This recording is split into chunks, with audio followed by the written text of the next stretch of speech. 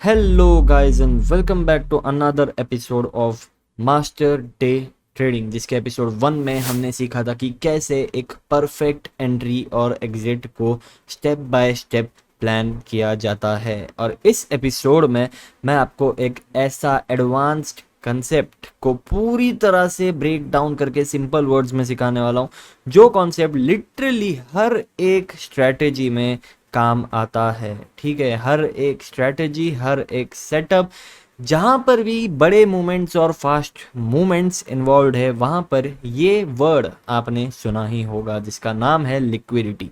और इस वीडियो में हम लोग स्पेसिफिकली बात करने वाले हैं लिक्विडिटी स्वीप के बारे में। ठीक है, जिसे अगर मैं सेकंड या फिर कोई दूसरे वर्ड्स में बोलूँ तो उसे बोला जाता है स्टॉप लॉस हंटिंग।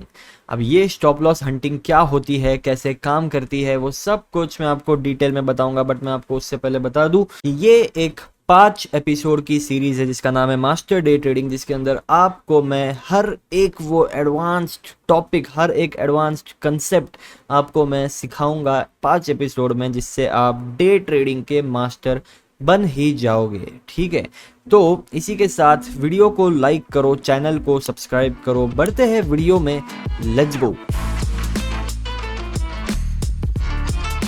तो गाइज, सबसे पहले लिक्विडिटी स्वीप क्या होता है बताने से पहले मैं आपको लिक्विडिटी क्या होता है बताता हूँ। देखो, आपको ना कई सारे डेफिनेशंस लिक्विडिटी के देखने को मिलेंगे, बट आप ना एक सिंपल वर्ड्स में ये समझो, जहां पर भी सबसे ज़्यादा ऑर्डर्स प्लेस हो रहे हैं, जहां पर भी सबसे ज़्यादा बायर्स एंड सेलर्स प्रेजेंट है, उसे बोला जाता है लिक्विडिटी। बेसिकली मतलब बल्क ऑर्डर्स को बोला जाता है लिक्विडिटी। अब ठीक है, और जहां पर भी ये बल्क ऑर्डर्स प्लेस हो रहे हैं ना, जिस भी पर्टिकुलर जोन पे ये बल्क ऑर्डर्स प्लेस हो रहे हैं, उसे बोला जाता है मेजर लिक्विडिटी जोन्स। वो जोन्स क्या होते हैं?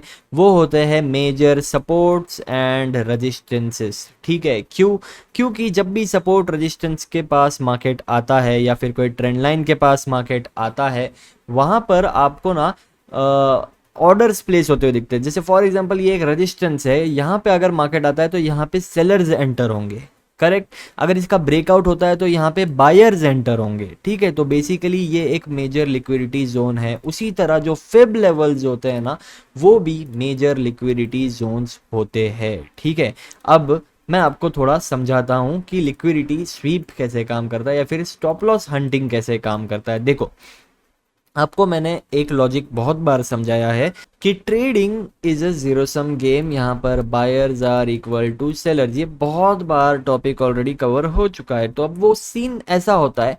तो अब लिक्विडिटी स्वीप को ना मैं आपको एक डिफरेंट एग्जांपल के साथ समझाता हूँ। ठीक है, ये एक सपोर्ट जोन है। ठीक है, ये एक सपोर्ट जोन है।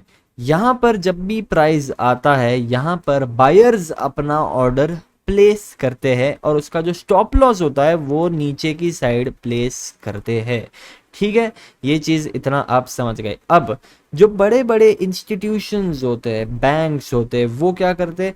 वो लोग ना मार्केट को थोड़ा सा नीचे पुश करते हैं बल्क सेलिंग करके। ठीक है, उनको जो उनके पास एल्गोज होते हैं, उनके पास सिस्टम्स होते हैं, ठीक है ना, तो उनको पता चलता है कि ये एक मेजर लिक्विडिटी पॉइंट है। वो थोड़ा नीचे ना बल्क सेल ऑर्डर्स प्लेस करके उसको नीचे ढकेलते हैं कि वो स्टॉप लॉसेस जो नीचे प्रेजेंट है वो हिट होना शुरू हो जाए। तो जैसे ही स्टॉप लॉसेस हिट होना शुरू होते हैं, वैसे ही और ज्यादा बल्क सेल ऑर्डर्स प्लेस हो जाते हैं, क्योंकि ऑटोमेटिक स्टॉप लॉसेस हिट हो रहे हैं ना। तो stop loss is basically a sell order, अब buy stop loss is basically a sell order.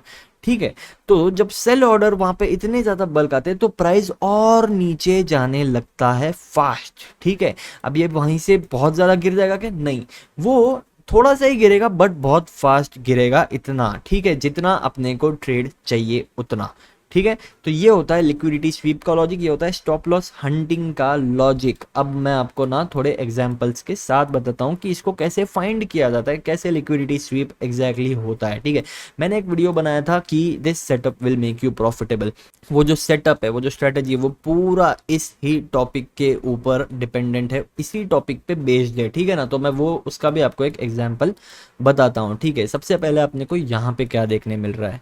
ठीक है, यहाँ पे अपने को एक ट्रेंड लाइन देखने को मिल रही है। ठीक है, अगर मैं 1 मिनट पे जाऊंगा तो आपको और क्लियरली ये ट्रेंड लाइन देखने को मिलेगी। ठीक है, resistance resistance resistance resistance resistance, okay.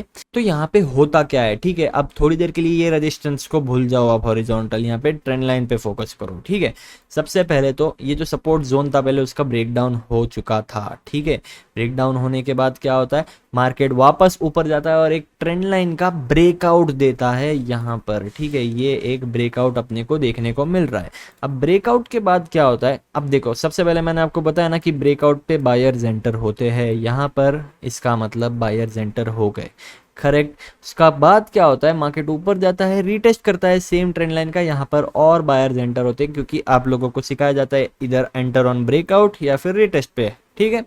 दोनों सिचुएशन यहाँ पे हो गई है, यहाँ पे और एक बार बायर्स एंटर होते हैं, ठीक है।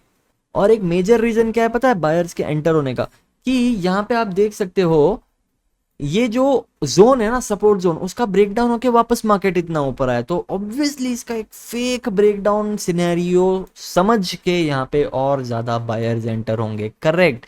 आई होप आपको ये लॉजिक समझ में आ रहा होगा, ठीक है। मैं अगर इसको वापस ऐसे सेट कर दूं यहाँ पर और यहाँ पर बायर्स एंटर हो गए, फिर क्या होता है, मार्केट और ऊपर जाता है, थोड़ी और बायर्स की लिक्विडिटी जमा करने ये स्विंग भी ब्रेक करता है, ठीक है। यहाँ पे सबसे ज्यादा कंफर्मेशन वाले बायर्स एंटर हो गए कि हाँ अब तो मार्केट ऊपर जाएगा ही, और इन सब बायर्स के स्टॉप लॉसेस किधर है, सब बायर्स के स्टॉप लॉसेस इधर नीचे की तरफ प्रेजेंट है। तो होता क्या है, मार्केट थोड़ा सा नीचे आता है और जैसे ही स्टॉप लॉसेस हिट होना शुरू हो जाते हैं एक फास्ट फॉल अपने को देखने मिल जाता है, ठीक है। इसको बोला जाता है लिक्विडिटी स्वीप, ठीक है। यहाँ पे क्या हुआ है आप समझ रहे हो, बायर्स की एंट्री हुई, स्टॉप लॉसेस प्रेजेंट हुए और वो स्टॉप लॉसेस हिट होते हो गए, चले गया मार्केट नीचे, ठीक है। तो आपका क्या काम है, आपका इसमें काम बनता है कि भाई आपको पहचानना है कि कहाँ पर ये स्टॉप लॉसेस सबसे ज्यादा प्रेजेंट हो सकते हैं। इसका रिसेंट एक और एग्जांपल क्या है, यहाँ पर अपने को एक स्विंग देखने को मिलता है ये वाला, ठीक है। जब मार्केट ऑलरेडी देखो एक बार यहाँ से गिरा, दो बार यहाँ से गिरा, तीसरी बार भी यहाँ से गिरते आया, ऑलरेडी सेलर्स की एंट्री बनी, ये स्विंग ब्रेक हुआ और एंट्री बनी, ये स्विंग ब्रेक हुआ और एंट्री बनी, ठीक है। तो ब्रेकडाउन हुआ, सिंपल ब्रेकडाउन हुआ यहाँ पे, तो ठीक है। ब्रेकडाउन के बाद क्या होता है, ये विक के थ्रू आपको रीटेस्ट देखने को मिलता है, ठीक है। ये जो विक है ना इसको बोला जाता है रीटेस्ट, यहाँ पे फिर से इस जोन का एक रीटेस्ट होता है। रीटेस्ट के बाद अपने को और सेलर्स की एंट्री मिलती है जिनके स्टॉप लॉसेस ऊपर की तरफ प्रेजेंट है, और जो मेजर स्टॉप लॉसेस है ना वो इस जोन के ऊपर प्रेजेंट है, ठीक है। उसके बाद अपने को क्या देखने मिलता है, उसके बाद मार्केट ऊपर जाता है, स्टॉप लॉसेस हिट हुए और ऊपर जाता है, और यहाँ पे जो मेन स्टॉप लॉसेस जहाँ पे बड़े बड़े स्टॉप लॉसेस जहाँ प्रेजेंट है वहाँ पे और बड़ी बाइंग अपने को देखने मिलती है और फाइनली मार्केट यहाँ से ऊपर चले जाता है। ये क्या है, ये भी एक और एग्जांपल है लिक्विडिटी स्वीप का, ठीक है। इसके अलावा अगर मैं आपको और कई एग्जांपल बताऊं, देखो आप अगर ऑब्जर्व करोगे जहां पर भी भैया एक जोन होता है उसका ब्रेकआउट होता है, आपको एक ना एक ट्रैप मूव देखने को मिलता है। वो क्या होता है, वो बेसिकली वीक हैंड्स रिमूवल होता है। बट अगर मार्केट का ना ट्रेंड डाउन साइड है, अगर मार्केट का सेंटीमेंट डाउन साइड है, मार्केट को नीचे ही जाना है, तो क्या होगा, वो थोड़ा और बायर्स की लिक्विडिटी जमा करेगा और बायर्स को एंट्री देगा और फिर यहाँ से क्रैश हो जाएगा या फिर नीचे की तरफ एक फास्ट मोमेंटम तो आपको दे देगा, ठीक है। इसको बोलते हैं लिक्विडिटी बेस्ड ट्रेडिंग। ये concept at the retail level में आपको बता दूं, देखो इंस्टीट्यूशंस जो लिक्विडिटी ग्रैब कर रहे हैं ना, उनके पास तो एल्गोज है, उनके पास फंडामेंटल्स है, उनके पास सिस्टम्स है, उनके पास बहुत कुछ हाई टेक्नोलॉजी है ऑलरेडी, जो बैंक्स है जिनको स्मार्ट मनी बोला जाता है। आपके पास क्या है, आपके पास कुछ नहीं है, आपके पास बस एक दिमाग है, एक चार्ट है, तो आपको बस आपका दिमाग लगाना है और थोड़ा ऑब्जर्व करके पता करना है कि भाई कहाँ पर बायर्स एंटर हो रहे और कहाँ पर सेलर्स एंटर हो रहे, ठीक है। आपको जब इतना समझ में आ गया कि भाई बायर्स कहाँ एंटर हो रहे, सेलर्स कहाँ एंटर हो रहे और कहाँ इन दोनों के ज्यादा स्टॉप लॉसेस प्रेजेंट होंगे, ठीक है, वहां पे आप ट्रेडिंग सीख गए, कॉन्ग्रेचुलेशंस, ठीक है।